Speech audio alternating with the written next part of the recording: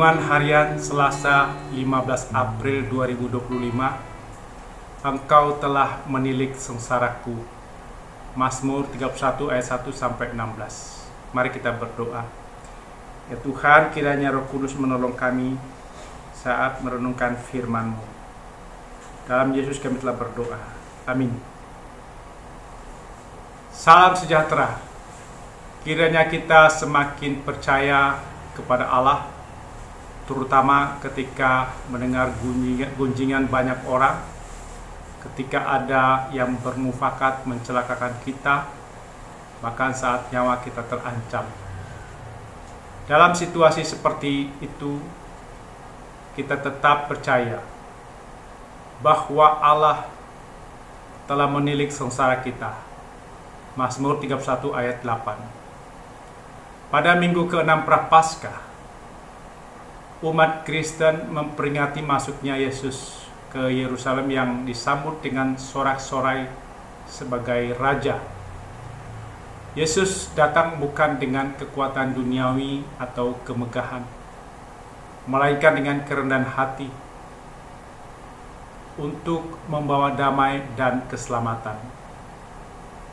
Ia bukan Raja yang menaklukkan melalui kekuatan militer, tetapi yang menebus melalui penderitaan dan pengorbanan.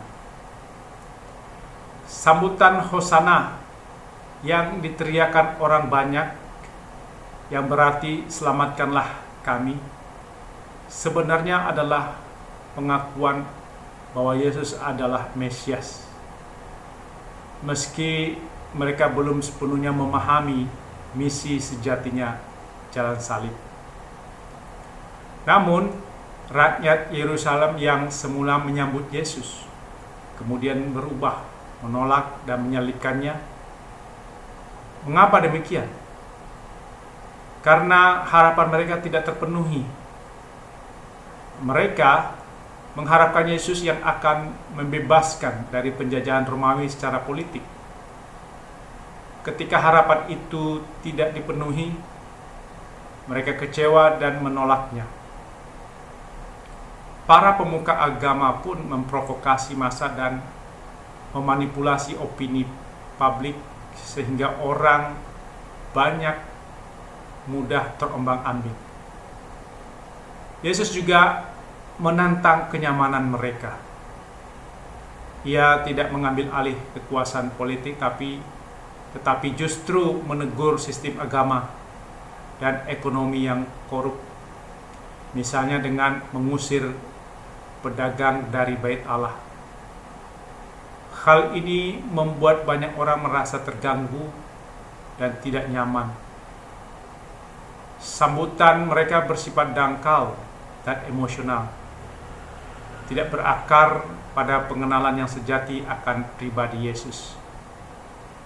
Ketika keadaan berubah, iman yang tidak dalam pun goyah. Penolakan terhadap Yesus adalah cerminan hati manusia yang lebih memilih kenyamanan dan keinginan pribadi daripada kebenaran Allah. Perubahan sikap penduduk Yerusalem menunjukkan iman yang tidak mendalam dan pengharapan yang keliru. Mereka tidak mengenal Yesus secara pribadi. Mereka hanya menginginkan sosok Mesias yang sesuai keinginan mereka. Pertanyaan bagi kita, apakah kita juga menyambut Yesus hanya saat keadaan baik, lalu meninggalkannya saat hidup tak sesuai harapan? Dari Mazmur 31, kita belajar tentang iman yang mendalam, yakni beriman dengan bersandar penuh kepada Allah. Sekalipun banyak suara dan pengaruh di sekitar kita menggoyahkan kepercayaan itu. Sama seperti penduduk Yerusalem yang mudah terpengaruh oleh para pemuka agama untuk meninggalkan Yesus. Umat Israel juga pernah mengalami rasa malu karena mereka memberontak terhadap Asyur dan berharap bantuan dari Mesir, yang ternyata tidak mereka terima. Tuhan sudah memperingatkan melalui nabinya agar mereka tidak bersandar pada Mesir, namun mereka tidak mendengarkannya. Mereka pun kecewa ketika berhala-berhala yang mereka sembah tidak mampu menolong saat bencana datang. Melalui Mazmur 31, kita diingatkan bahwa hanya Allah yang dapat diandalkan.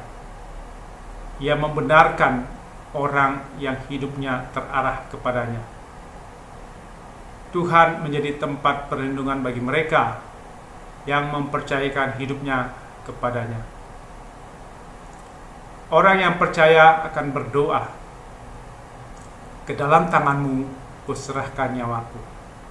Mazmur 31 ayat 6. Ia tidak menyerah pada nasib, melainkan percaya pada Tuhan yang setia dan sanggup melepaskan dari maut. Tuhan membenci penyembahan kepada berhala-berhala dunia yang sia-sia. Tapi orang yang sepenuhnya percaya kepada Tuhan akan bersorak-sorai dan bersukacita karena kasih setianya. Kasih setia Tuhan adalah jaminan hidup bagi orang percaya. Kasih setianya pula yang membuat dia menilik kesengsaraan umatnya dan mengetahui kesesakan mereka. Apa arti Tuhan menilik kesengsaraan? Kata menilik berarti melihat dengan seksama, penuh perhatian. Tuhan tidak hanya tahu, tetapi memperhatikan secara aktif penderitaan umatnya. Ia tidak acuh atau membiarkan penderitaan itu terjadi begitu saja. Bahkan penderitaan yang tak terlihat oleh orang lain pun diketahui dan dipahaminya. Tidak ada luka terlalu kecil atau tersembunyi bagi Tuhan. Dan lebih dari itu, Tuhan bertindak sesuai kasih setianya. Dalam konteks Mazmur ini, menilik diikuti oleh tindakan penyelamatan. Artinya, Tuhan tidak hanya mengetahui penderitaan kita, tetapi juga menolong dan memulihkan. Bagaimana aplikasi dalam kehidupan? Saat kita merasa tidak ada seorang pun yang memahami atau peduli terhadap pergumulan kita, ingatlah bahwa Tuhan menilik kesengsaraan kita. Ia melihat air mata kita, memahami batin kita, dan berjalan bersama kita dalam penderitaan itu. Ini menjadi penghiburan besar bahwa kita tidak pernah sendiri. Tuhan berjalan dekat, mengangkat, dan menopang kita. Beriman yang mendalam berarti kita yakin bahwa Tuhan mengetahui kesesakan jiwaku. Mazmur 31 ayat 8. Kata mengetahui di sini bukan sekedar pengertian intelektual, tetapi pengenalan yang intim dan mendalam. Kesesakan jiwa melukiskan batin yang penuh tekanan, ketakutan, kecemasan, dan kesedihan. Tuhan memahami semua itu, bahkan lebih dalam daripada kita sendiri, dan Dia peduli secara pribadi. Ketika tidak seorang pun memahami apa yang kita alami secara batin, Tuhan mengenalnya sepenuhnya dan tidak membiarkan kita sendiri.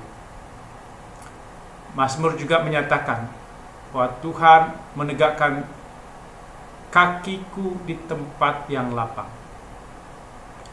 Ini adalah gambaran pemulihan dan pembebasan. Tanah yang lapang melambangkan ruang bebas, keselamatan, dan kehidupan yang tidak lagi dalam tekanan. Menegakkan kaki menunjukkan pijakan yang teguh dan stabil. Tuhan tidak hanya menyelamatkan kita dari penderitaan, tetapi juga menempatkan kita dalam keadaan aman dan penuh pengharapan. Tuhan mengenal luka hati kita dan menyiapkan ruang yang lapang bagi kita, simbol kebebasan, damai, dan pemulihan. Tuhan tidak membiarkan kita terjebak selamanya dalam penderitaan. Ia akan menegakkan kita dan membawa kita keluar ke ruang yang luas, di mana kita bisa berdiri teguh dan hidup dengan damai. Sebagaimana dinyanyikan dalam lirik NKB 195 ayat 2. Kendati pun susah terus menekan, dan iblis geram menyerbu, Tuhanku menilik anaknya tetap. Selamatlah, selamatlah jiwaku. Selamatlah jiwaku.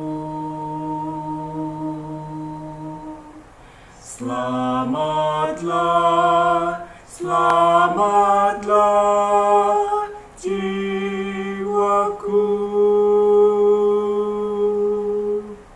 Amin. Mari kita berdoa.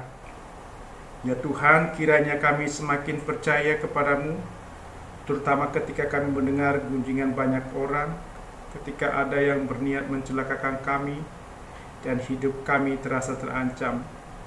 Dalam situasi seperti itu, ajarlah kami untuk tetap percaya bahwa Engkau telah menilik sengsara kami dan menyelamatkan jiwa kami. Dalam nama Yesus kami berdoa. Amin.